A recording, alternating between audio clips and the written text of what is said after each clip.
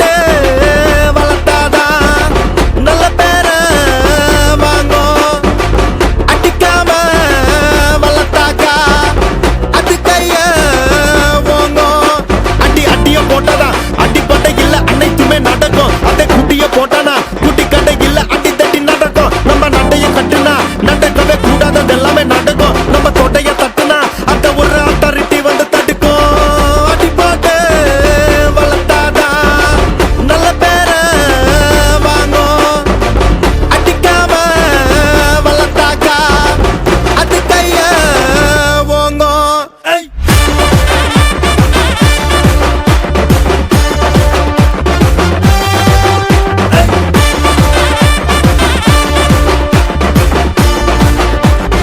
ஒன்ன சத்து சத்துன்னு அடிய போட்டு விட்டுருவேன்.